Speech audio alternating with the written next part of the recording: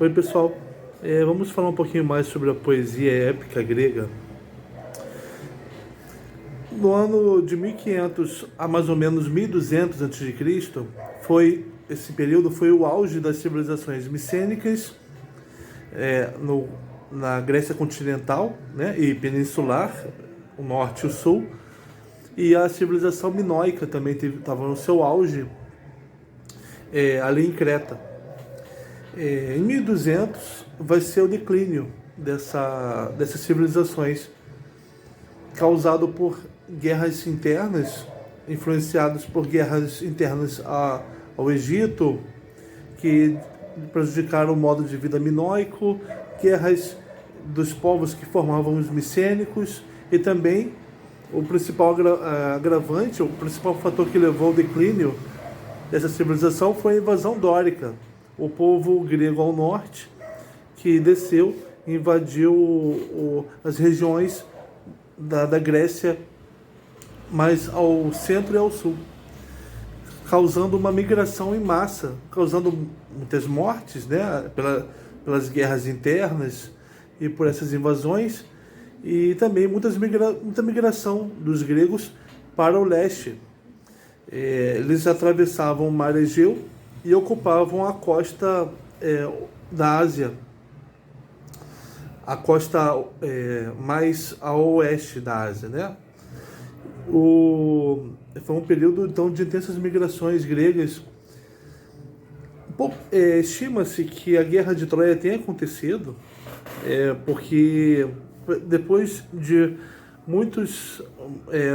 logo no século V a.C. já se duvidava da historicidade dessa guerra, mas 1800, né, no século XIX, depois da nossa era cristã, um arqueólogo descobriu a cidade de Troia. Ele é apaixonado pelos textos do Homero. Ele escavou e encontrou não uma Troia, mas várias Troias, né, construídas como se tivessem uma em cima da outra, e também encontrou Micenas. Isso fez com que passasse a se considerar a Guerra de Troia como tendo existido, tendo sido histórica. E as poesias homéricas, criações poéticas em cima disso, em cima desses fatos históricos. Então, estima-se que em torno de 1200, um pouco antes dessas migrações gregas, tenha ocorrido uma invasão micênica em Troia, em Ilion, né, que era o nome de Troia na época, e causando a destruição dessa cidade, o incêndio dessa cidade, que é o que nós vemos na Ilíada. Agora, não se achou, por exemplo, a Ítaca, a ilha do Ulisses, não se achou. Então, já se contava, antes dessas migrações, sobre essa guerra, sobre os heróis que participaram dessa guerra. Quando houve as migrações para o leste, os gregos levaram essas histórias para os lugares que eles foram ocupar, e tinha os três povos principais, né? Os eólicos, os egeus, os eólicos, os jônios e os dórios, né? Os eólicos mais ao norte, próximos às ruínas de Troia. Os gregos foram ocupar um lugar próximo àquele que pouco tempo antes eles tinham destruído, e que eles cantavam, né? Essa destruição eles cantavam nas suas histórias, né? Mais ao centro, os egeus, que vai ser o principal lugar de desenvolvimento da poesia épica, e mais ao sul, os dórios. E os gregos contavam essas histórias que vão virar a Ilíada como uma forma de lembrarem do seu passado glorioso, do seu passado heróico. Essas histórias, elas são, se você reparar, a Ilíada é contada, o narrador, ele conta ele é uma história que se passa no passado, né? Em relação aos povos que a cantavam, e é um passado idealizado, né, em que os homens eram heróis, viviam na Idade do Bronze, eles eram bravos combatentes, mas também era uma época de temor, do temor da guerra, né? E o interessante é que na Ilíada tem uma figura do velho sábio, o Nestor, que ele conta também de um passado ainda mais distante, vivido por ele quando jovem, em que os homens eram ainda mais fortes, tão fortes que os homens daquela época lá da guerra não conseguiriam combatê-los. Então o poema tem essa marca do passado idealizado. O homem, ele era mais forte, ele era mais heróico, mais corajoso. Ele decaiu para o homem que participava ali da guerra de Troia, que ele combatia por não ter ouvido bons conselhos, né? Não ter sabido negociar com outros povos. E isso o Nestor aponta para o Aquiles.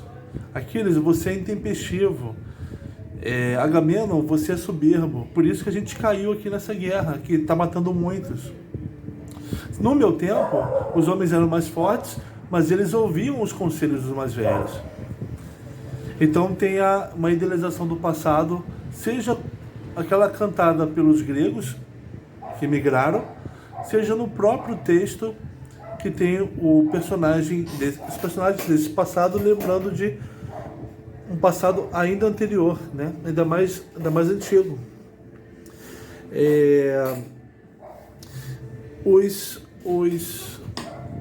Como é que a poesia épica se desenvolveu?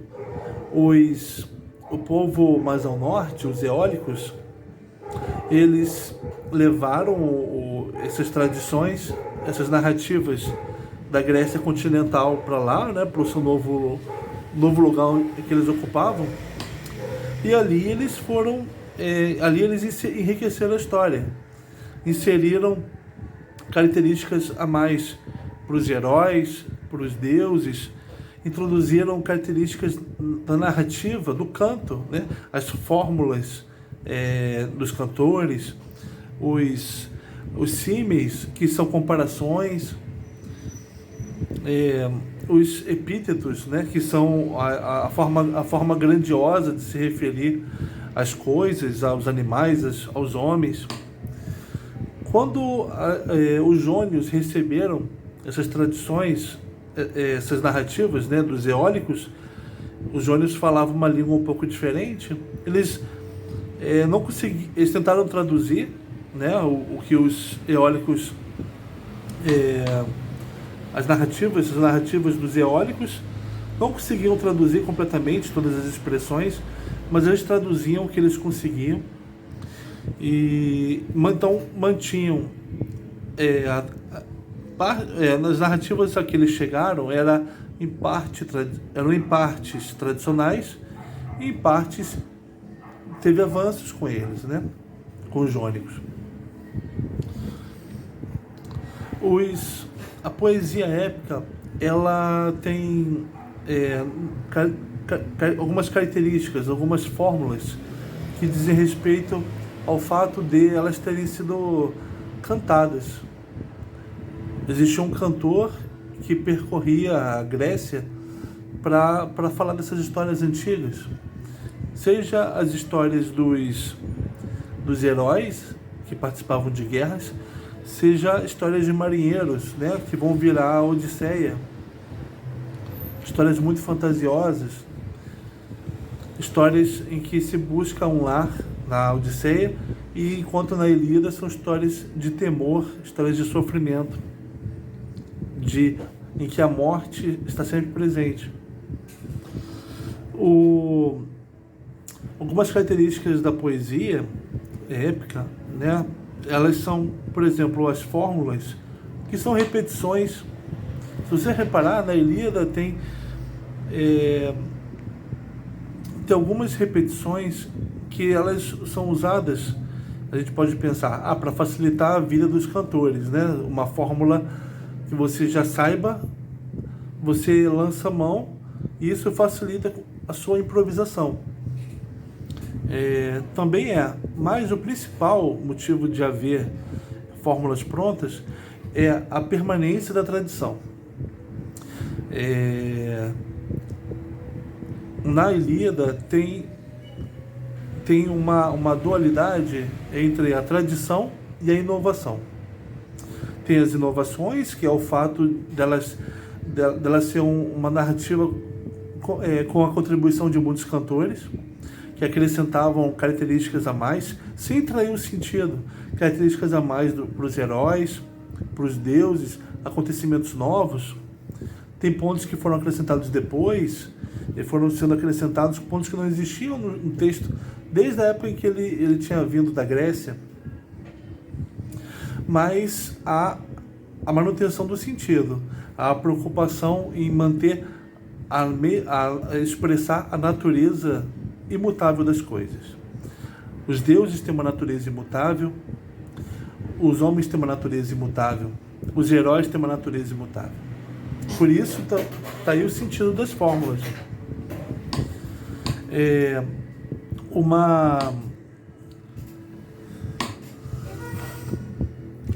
Uma coisa que a gente observa,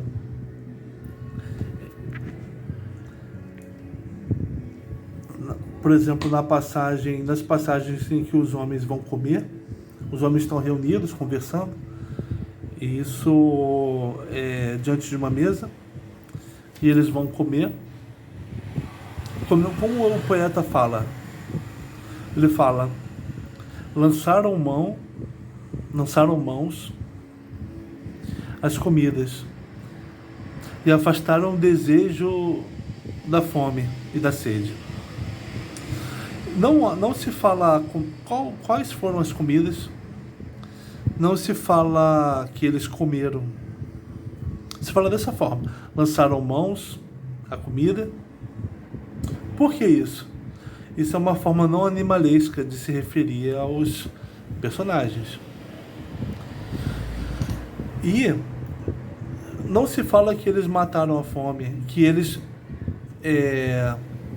perderam a fome. Não se tem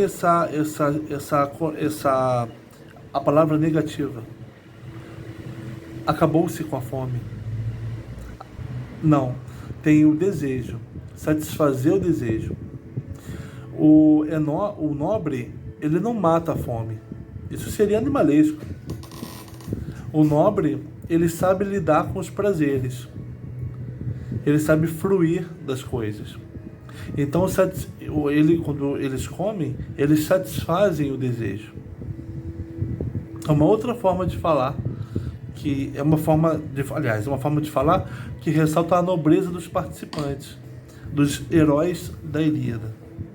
E a Ilíada tem essa demarcação muito clara, né, entre os deuses, que vivem num mundo próprio a eles, que são muito mais poderosos do que os homens, são imortais, mas no mundo próprio a eles têm os conflitos entre eles, né? E adoram participar dos conflitos, dos problemas dos homens. Tem o âmbito e os deuses não têm limite. Eles podem estar em vários lugares, eles podem estar no lugar e viajam rapidamente para outro lugar, né? Tem essa liberdade de movimento. Enquanto aí você vê os heróis, eles são homens muito nobres, né? Homens excelentes naquilo que eles fazem. Eles são descritos não diretamente. O Homero, ele não descreve diretamente o homem, mas ele descreve diretamente os homens, mas sempre que ele pode, ele coloca um personagem para falar sobre o outro. Uma forma indireta de se colocar. O narrador tem uma forma, ele procura ser indireto ao se colocar sobre um personagem grande, ao descrevê-lo, né? Então ele fala, por exemplo, quando a Helena está com o Príamo observando os gregos que chegaram ali que estão ali para lutar, né, com os troianos, a Helena descreve o Ulisses, descreve o Ájax, ela descreve o Agamenon, ela fala das características desses homens. Isso é a forma que o poeta tem de falar desses homens. O poeta não quer falar diretamente dos homens. Ele quer falar o máximo possível indiretamente para manter até a integridade do que ele está falando, né? E o poeta, ele não julga os homens, né? Ele fala o que os homens fazem. Ele não fala que o Agamenon, nós lendo, nós vemos como ele é egoísta. Mas o Homero nunca fala isso. O Homero mostra isso através dos atos dele. Logo no canto 1 nós vemos isso, muito claro. Que a irascibilidade do Aquiles, o egoísmo do Agamenon, a sabedoria do Nestor, a participação dos deuses. Logo no primeiro canto da Ilíada nós vemos isso. O Homero, ele não quer avaliar os heróis, nem os homens, ele quer que eles apareçam através dos atos e palavras deles. E os heróis, eles estão ali no canto para manifestarem o melhor dos homens, né? O melhor que os homens podem fazer. Os heróis da Ilíada estão na Idade do Bronze, né? Então eles usam principalmente o bronze. Mas como esse canto teve acréscimos depois, quem cantava já estava numa outra idade, né? Estava na Idade do Ferro. Se fala que Aquiles tem coração de ferro. Tem um personagem que fala: Aquiles tem um coração de ferro. Já é um metal mais avançado em relação ao bronze. Os heróis, eles são superiores aos homens comuns. Eles são tratados dessa forma, né? Com um tempo na narrativa maior, ou seja, com mais ações, mais palavras, demonstrando, tendo então mais características a partir disso que eles mostram, né? E eles, em comparação, quando são feridos, eles têm no máximo um machucadinho, já repararam? Pode até retirá-los da luta, mas eles nunca se machucam gravemente. Quando se machucam, morrem de uma vez. Isso mostra até a fraqueza desse, que tal herói que morreu não é um grande herói.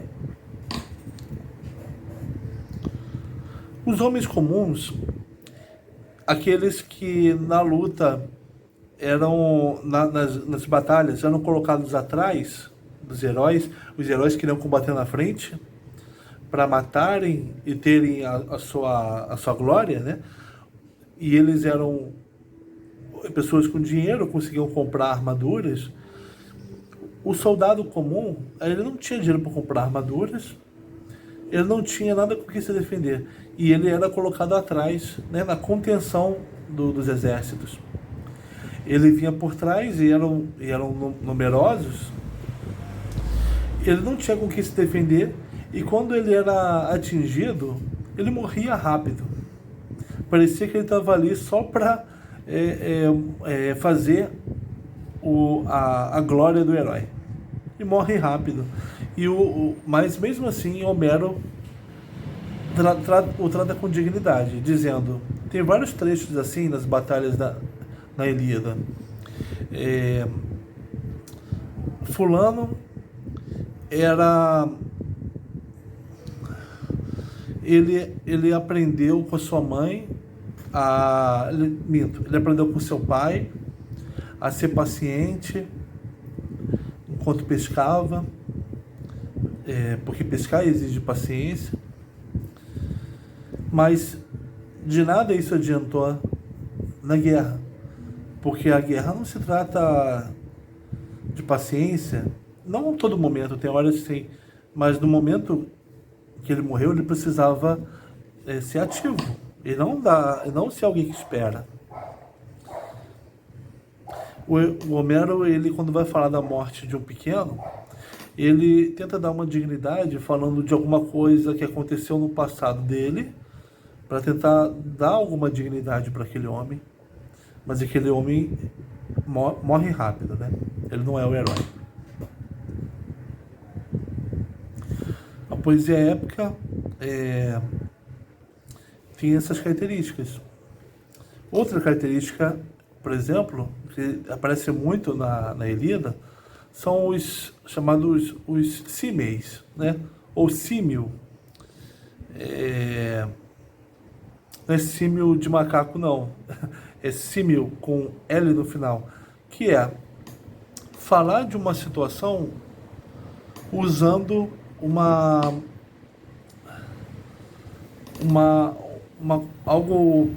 imagem da natureza.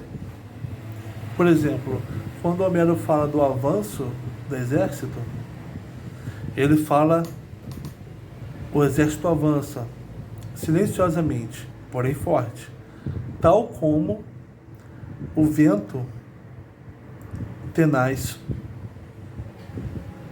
E o exército se choca com o outro, tal como aquele vento tenaz se choca contra uma rocha.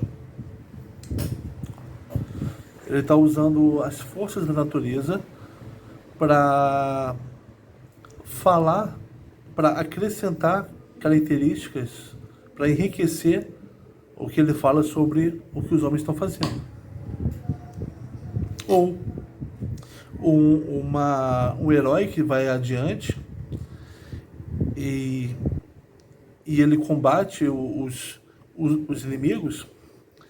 Ele faz como o pastor que defende o seu rebanho indefeso, defende os soldados sem defesa do ataque do leão.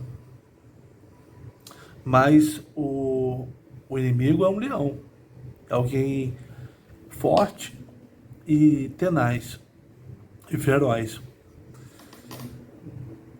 Uma dura luta, né, entre o pastor, o leão, com o rebanho indefeso atrás.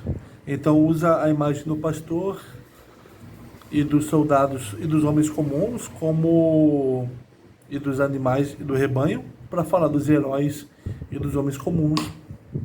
E o herói, o grande guerreiro, como um leão.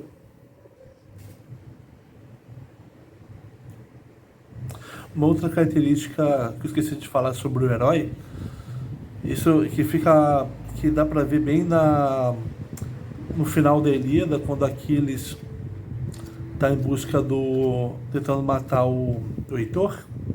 Ele mata rápido o Heitor, mas até chegar ao Heitor ele tem dificuldades. Uma delas é enfrentar o Escamandro, o rio, que é o combate. Por quê? O rio já está puto porque muitos homens morreram, Aquiles matou muitos, né, e jogou no rio.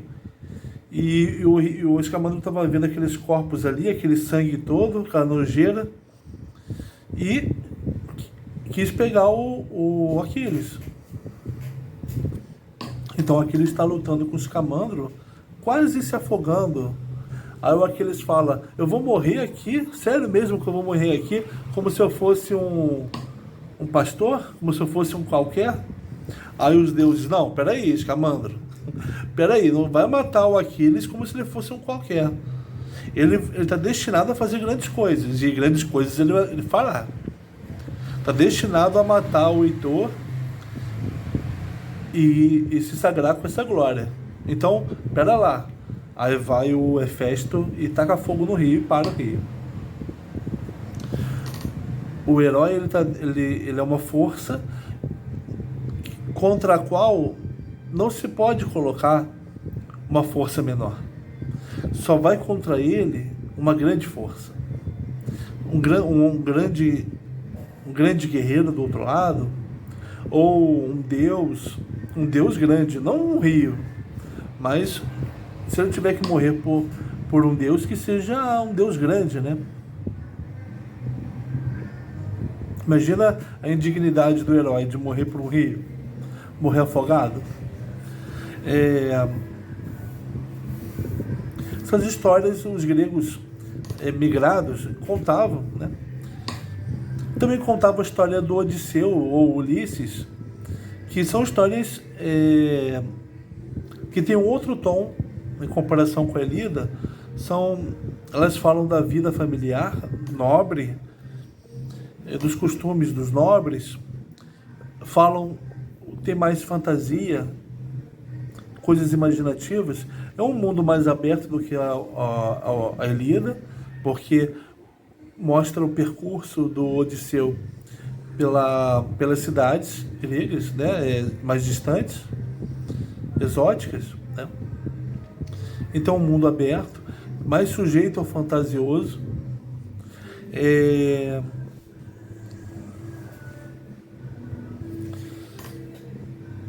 E são histórias que os marinheiros contavam, porque quando o marinheiro ele saía de sua casa e ia fazer trocas comerciais com outros, né? E a Odisseia se desenvolveu muito na Jônia, que fazia muitas trocas comerciais. Homero foi jônico, né? E Ulisses também era jônico. A Jônia era um caminho por onde passavam as embarcações que faziam trocas comerciais, né? Principalmente os fenícios. Então os jônios trocaram muito com os fenícios, né? Os orientais, aprendendo sobre personagens deles, sobre histórias deles. E aí a Jônia cresceu, era considerada uma das principais cidades nessa era negra da Grécia, né? De 1200 a 700 a.C., 750 a.C. Quando o jônio saía, pegava uma embarcação e saía, será que ele vai voltar? Será que ele vai morrer no caminho? Será que ele não vai querer voltar? Tem essa possibilidade. Vai encontrar uma mulher, uma terra melhor, não vai querer voltar? A Odisseia tem isso, a espera por um homem que partiu, que não se sabe se vai voltar. A Penélope acredita que Ulisses vai voltar. Aqueles que assediam a Penélope não estão nem aí, porque eles não têm nobreza, eles não têm essa preocupação nobre com alguém que parte e a quem se espera. Eles querem satisfazer rapidamente o desejo deles, né? De ter a Penélope, de comer as coisas do palácio. Telêmaco, o filho do Ulisses, não acredita mais que ele vai voltar, mas parte em busca de notícias do pai. Logo no começo, né, da Odisseia, chamada Telemaquia, a história da Odisseia, o principal dela é o caminho do Ulisses, cantado por ele, né? Mas tem o início e tem o final da Odisseia, que é o início a Telemaquia, a busca do Telêmaco por notícias do pai. E nessa busca o Telêmaco ele amadurece, ele deixa de ser aquele covarde, inseguro, e passa a ser aquele confiante, aquele que luta para manter a sua casa, né? E o final também foi acrescido depois, que é o Eumeu, que era o servo do Odisseu, né? O Eumeu que mostrava na sua simplicidade uma grande nobreza, porque ele ouve as histórias do Ulisses, que chegou como se fosse um mendigo, escuta esse passado e cuida daquele mendigo, mostrando uma hospitalidade com o estrangeiro, mostrando respeito pela história dele, né? Pelas histórias que aquele mendigo contava sobre ele mesmo. Então a Odisseia tem esses momentos suaves e tem os sofrimentos que o Odisseu passa por estar longe de casa, por correr perigos, né? Os perigos do que o marinheiro está sujeito nas viagens aparecem na Odisseia pelas ameaças dele de ser morto pelos monstros, né? Pelos cíclopes, por Sila ou Caríbdines, ser transformado em porco por Circe. Mas também o Ulisses é aquele que enfrenta com coragem esses desafios e esperteza. Mas também ele é aquele que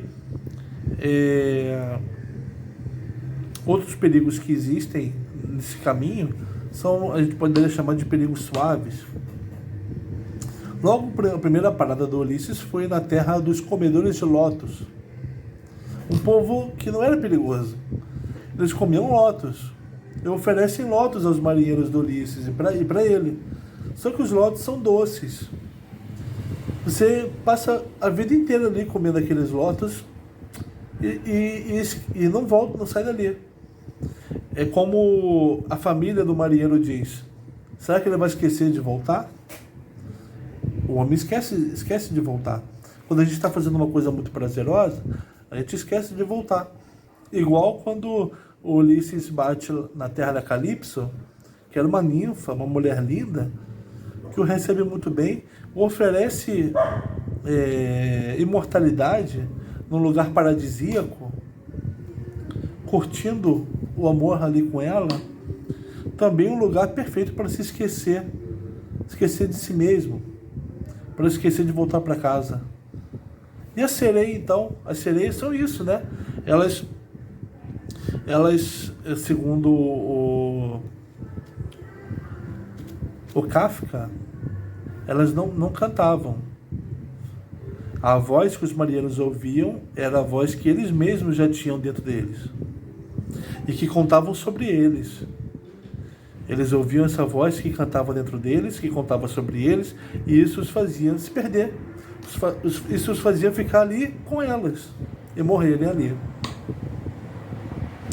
Então é como se as sereias cantassem, se as mulheres pássaros cantassem, e os homens fossem irresistivelmente atraídos e morressem ali com elas. Aquiles, ele vai passando por esses seres fantásticos, né? Esses monstros, usando estratégia. Segundo o Adorno e o Horkheimer, está na dialética do esclarecimento, Ulisses é o primeiro homem moderno, é aquele que lida de forma calculadora com as coisas, aquele que não tem misticismo. Mas, sim, Ulisses é assim, ele é o calculador, é aquele que engana os deuses, mas com a ajuda de Atena. Uma deusa o ajuda. Ele é um homem racional e esperto, sim, mas sempre com a ajuda de uma deusa. Tudo que ele faz tem uma ajuda da deusa, seja colocando uma aparência dele de forma mais estratégica,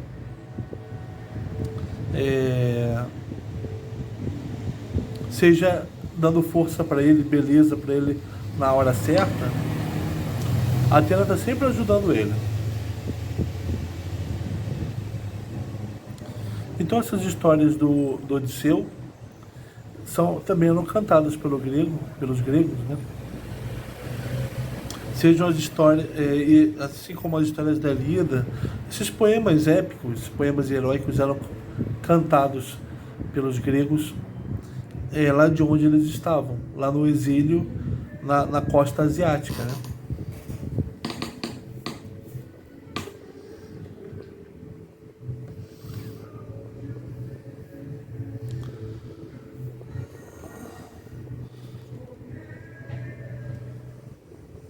Depois que esses poemas vão ser escritos, como eu falei no vídeo anterior,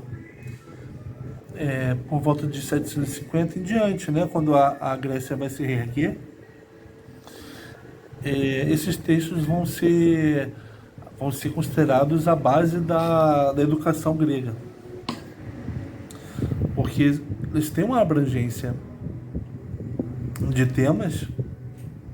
Eles informam sobre os heróis, sobre os deuses, sobre os nobres. Eles mostram